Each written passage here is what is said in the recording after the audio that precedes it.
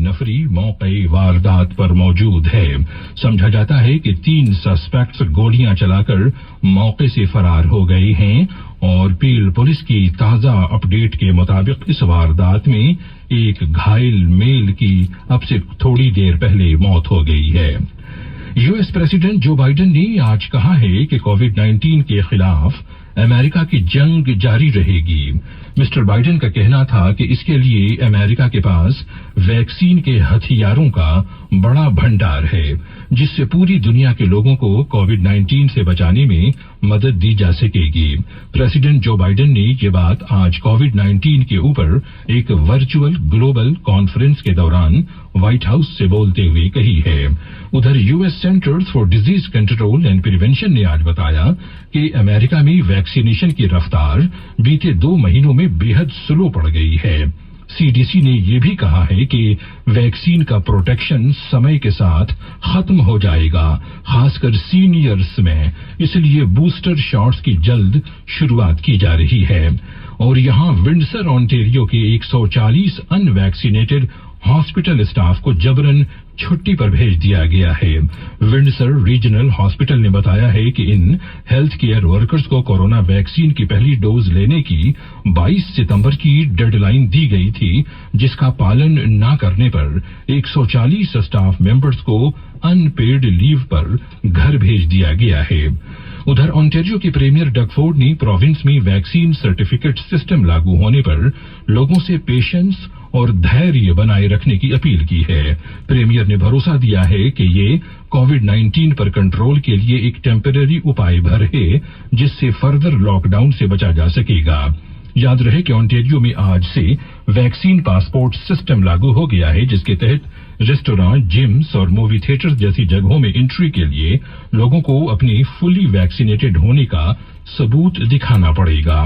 उधर सवाल उठ रहे हैं कि फूड कोर्ट में बैठे बर्गर और फ्राइज खा रहे ऑन्टेरियंस पर पहरा कौन बैठाएगा कि कौन फुली वैक्सीनेटेड हैं या नहीं। फूड कोर्ट्स के रेस्टोरेंट्स ने हाथ खड़े कर दिए हैं कि वो पुलिस नहीं बनेंगे, जबकि जीटीए के कुछ मॉल्स ने इस सिलसिले में स्पेशल सिक्योरिटी भी हायर की है। प्राइम मिनिस्टर जस्टिन ट्रूडो को अपनी माइनॉरिटी सरकार चलाने के लिए एक डांसिंग पार्टनर की जरूरत है और फिलहाल एनडीपी इसके लिए तैयार नजर आती है।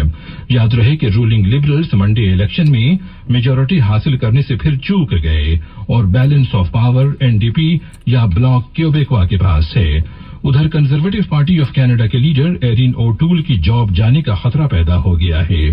पार्टी इनसाइडर्स ने उनकी लीडरशिप को रिव्यू करने की मांग उठा दी है। भारत के प्रधानमंत्री नरेंद्र मोदी आज अमेरिका की यात्रा पर रवाना हो गए। पीएम मोदी ने कहा है कि उनके यूएस दौरे से भारत अमेरिका संबंध और मजबूत होंगे। जानकारों का कहना है कि पीएम मोदी अपने अमेरिका दौरे पर अफगानिस्तान पर चर्चा करना चाहेंगे, लेकिन प्रेसिडेंट बाइडेन फिलहाल चाइना को लेकर बेहद चिंतित हैं। ऐसे में मोदी बाइडेन मुलाकात पर सबकी नजरें टिकी हुई हैं।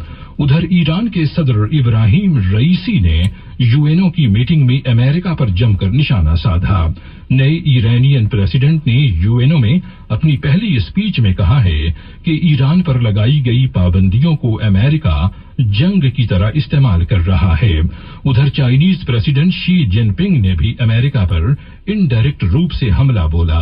चाइनीज प्रेसिडेंट ने कहा कि बाहर से फौजी दखल देकर किसी देश में डेमोक्रेसी कायम नहीं की जा सकती।